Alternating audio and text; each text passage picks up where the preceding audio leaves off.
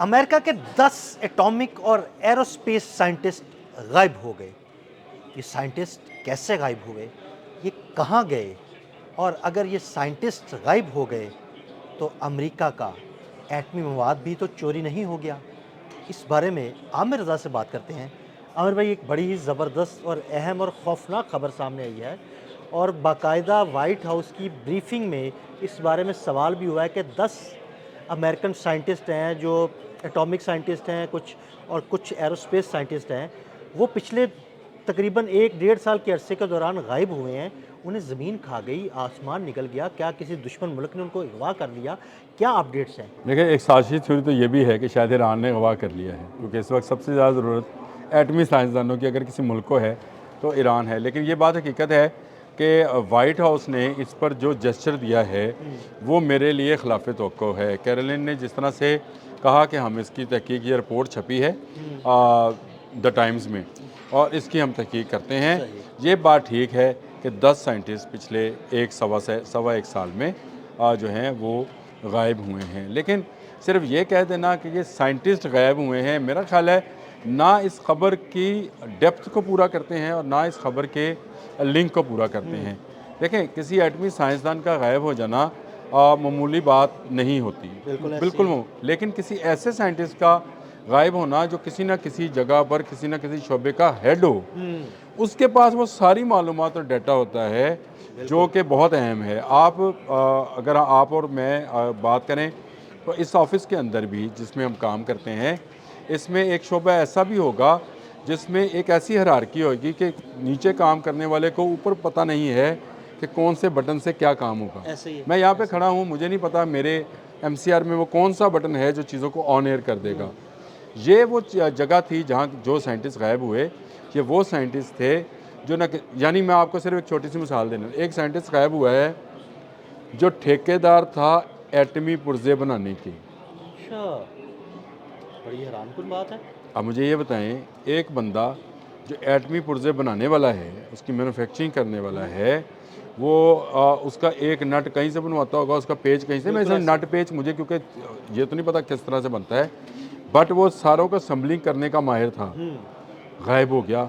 America में कुछ और नहीं होता है। और मैं बड़ा हैरान हूँ कि अमेरिका के अंदर एक भाई एटमी यहाँ पे साइंसदान गायब हो जाए, यहाँ पे किसी को कोई हमें पता ही ना यहाँ चले। पे हमें बताया जाता है कि भाईजान अमेरिका चले जाओ, यूरोप चले जाओ, वहाँ आप चोरी करके भागो, कैमरे। हाँ जी। इंग्लैंड में, लंदन में मैं गया तो मेरा भाई मुझे कह रहा था कि भाई तुम पर जब बाहर जाते हो ना रोड पे 8 कैमरे लगे होते हैं, एक वक्त में 8 कैमरे तुम्हें फॉलो कर रहे होते हैं जहाँ मर्जी तुम चले जाओ। तो मैं पूछा थी, मैं कहा यार वाशरूम चला जावा करा, कहना हाँ हाँ उत्थे चले। अब मुझे बताएं, अगर ये मामला है और अमेरिका जैसे मुल्क के अंदर इतने बड़े साइंटिस्टों का गायब होना जो है, उसको एक प्रेस कॉन्फ्रेंस के दौरान एक सहाफ़ी सवाल करता है कि ये रिपोर्ट छपी है, कहाँ है ये साइंटिस्ट, तो वाइट हाउस के पास इसका कोई जवाब नहीं। अभी भी मैं हैरान हूँ, एक आध तो हुए, एक दो हो गए, 10 साइंसदान और अमेरिका से गायब हो जाना, उनका किसी को पता ही नहीं है। देखिए ये कोई सुई नहीं थी। हाँ, सुई नहीं थी। और ये देखिए, एटमी साइंसदान का गायब हो जाने का मतलब है आपके एटमी राज भी गए। मैं इसीलिए तो आपसे कह रहा हूँ कि अगर कोई निचली सतह के लोग हों तो उनके पास शायद बहुत कम इन्फॉर्मेशन। अब मैं आपको नाम बताता हूँ, चलो छोड़े, मैंने नाम उनके ले लिए हैं। मैं क्या, विलियम नील मैककेंसल, ये कौन है जी? अमेरिकी फ़िज़ाइया के रिटायर्ड मेजर जनरल और एयरफोर्स रिसर्च लेबॉर्ट्री के साबिक़ कमांडर। 27 फरवरी 2026 को न्यू मैक्सिको में अपने घर से पैदल निकले और फिर वापस नहीं आए, यानी लापता हो गए। लापता। 27 फरवरी यानी तकरीबन आप लगा लें कि 1.5 महीना हो गया। नहीं, मुझे नहीं पता, मुझे ये पता है कि 28 फरवरी को ईरान पर हमला हुआ था, मुझे ये पता है। बिल्कुल। 28 फरवरी को अली खामनेई बिल्कुल शहीद हुए थे, 27 फरवरी को ये गायब हुए। अच्छा चलें, अब ये ईरान ने अगवा किया, ये थ्योरी ऐसी नहीं बदली कर जाती। मोनिका जस्टिनो जी, ये हैं जी, अच्छा ये मोनिका जस्टिनो रीज़ा नाम है इनका, लेकिन लिखने में वो जो है वो इस तरह से आता है। ये नासा की सीनियर रॉकेट इंजीनियर हैं, एरोस्पेस सीनियर, मतलब बच्ची नहीं, कोई आम छोटा मोटा साइंटिस्ट हो तो बंदा जैसा आप कहे कि यार ये सीनियर जर्नलिस्ट है, इंटर्न नहीं है। हाँ जी बिल्कुल। तो ये वो सीनियर जर्नलिस्ट है जो सारे राजों को जानता है। और ये हाइकिंग के दौरान गायब हुई, ये हाइकिंग करने के लिए गई, गायब हो गई। रिपोर्ट कराई गई, आज तक ये उसको इनका पता तलाश नहीं लगा। नहीं कर सके। और हाइकिंग को वो कोई को हमालिया पे हाइकिंग करने नहीं गई थी या K2 पे नहीं गई थी, बिल्कुल ऐसे ही है। वो एक हाइकिंग घर के पास उनके हाइकिंग प्लेस थी जिसमें छोटी पहाड़ियाँ थी, वहाँ गई थी, वहाँ से और वो वे गायब केटू पे भी जो कोपेमा जाते हैं ना, अगर वो गायब हो उनका जाए तो भी उनको डाटा भी होता है। उनको भी तलाश कर लिया जाता है। अच्छा जी, इसके बाद जी एथनी शावेज़ हैं जी, मलीसा का आसपास है ऑलमोस्ट, ये ऑलमोस्ट नेशनल लेबॉर्ट्री है इनकी, जो एरोनॉटिकल इंजीनियरिंग के अंदर जो पुर्जे बनते हैं ये उसकी दोनों थी, ये भी उसमें गई। स्टीवन गार्सिया हैं जी, अमरीकी एटमी हथियारों के पुर्जाजात बनाने वाले इदारे के एक अहम ठेकेदार, जो अगस्त 2025 में गायब हुए, आज तक पता नहीं चला कहाँ गया। अरब खरबपति बंदा था ये, और ये मैंने आपको कहा कि एटमी पुर्जे जो बनते हैं उसमें ये हैं। अच्छा, ये तो 10 लोगों में से मैंने आपको 4-5 का नाम बताया। जब मैं ये सर्च कर रहा था तो मुझे पता चला कि ये तो 10 वो लोग हैं जो गायब हैं, नहीं मिले हैं। इसके अलावा कुछ लोगों की मौत भी हुई है, अच्छा, मार दिए गए हैं। अब उनका भी, उनके बारे में भी सुन लें। कार्ल ग्लेमार हैं जी, नासा के माहिर फल्कियात, जिन्हें फरवरी 2026 में इनके घर के बाहर गोली मारकर कत्ल कर दिया गया। और कातिल का पता नहीं चल सका, और फरवरी वो महीना है जिस महीने में इन्होंने ईरान पर अटैक किया। 28 फरवरी। बिल्कुल 26 वाला मैंने आपको पहला साइंटिस्ट बता दिया, बिल्कुल। गायब है, पता नहीं चला, बिल्कुल। ये हाथ नहीं आया तो ये मारा गया। और ये फरवरी के महीने में ही इसकी जो है जान ले ली गई। इसके अलावा नोनो नोरेजो है, ये MIT के न्यूक्लियर साइंस और फ्यूजन सेंटर के डायरेक्टर हैं। आपको भी पता है कि एटमी रिएक्टर के अंदर सबसे जो अहम शोबा है, मेरे सुनने वाले देखने वालों को पता है, फ्यूजन का होता बिल्कुल, है। अफजूदगी का। अब ये वही फ्यूजन ही है ना बिल्कुल, जिसको आप यही अफजुर्दा अफजूदगी, करना करते बिल्कुल। हैं, ये उसका साइंटिस्ट है जी। ये भी गया और इसको भी घर के बाहर जो है मैसाचुसेट्स में कत्ल कर दिया गया। फ्रैंक माईवॉल्ड है जी, नासा के जेट प्रोपल्शन लेबॉर्ट्री। अब आप मुझे बताएं, दुनिया में तमाम जहाज़ F-35 हैं या J-35 है, जो कोई भी आप नाम लेते चले जाएं, ये तमाम अपने जेट इंजन की ताकत के ज़ोर पर ही बड़े जहाज़ हैं। बिल्कुल, और ये उसी का साइंटिस्ट था जो मारा गया। और भी हैरान कुन बात है वैसे।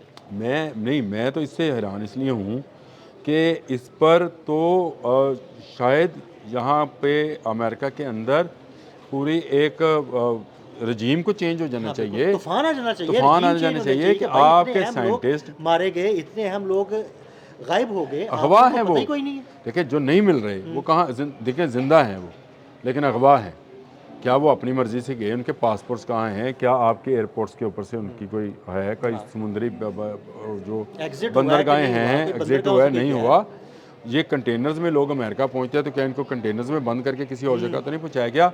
ये इतने बड़े सवालात हैं जो शायद वाइट हाउस में बैठे जर्नलिस्ट जो हैं वो तो नहीं कर पाएंगे, लेकिन इतनी बड़ी हिम्मत है कि उन्होंने पूछ लिया। और मैं इस पर हैरान हूँ कि अगर ये रिपोर्ट छपी थी, इससे पहले ये 8 साइंटिस्ट की छपी, अब 10 हो गए, इसी महीने में 10 हो गए। ये छपी थी तो वाइट हाउस की तर्जमान जो है, मेरा ख्याल है कि वो तैयारी करके उनको आना चाहिए था कि एक अखबार वो कह रही है कि जी हमें पता कुछ नहीं है, लेकिन हम ज़रा इस पर तहकीक करते हैं, इन्वेस्टिगेट कर रहे हैं, इन्वेस्टिगेट देखेंगे, करते देखते हैं हैं क्या होता है। अमेरिका के ये साइंटिस्ट कहाँ हैं, किस मुल्क के लिए खदमात सर अंजाम दे रहे हैं, ये अपनी मर्ज़ी से गए हैं, अगवा हुए हैं, इनके साथ क्या हुआ, इनको कोई मारा गया या इनको ज़िंदा रखा गया है। जो मारे गए उनके भी नाम मैंने आपको बता दिए साइंटिस्ट के, लेकिन ये दुनिया के लिए एक धमाका है, इस खबर है कि अमेरिकी साइंटिस्ट गायब हो गए।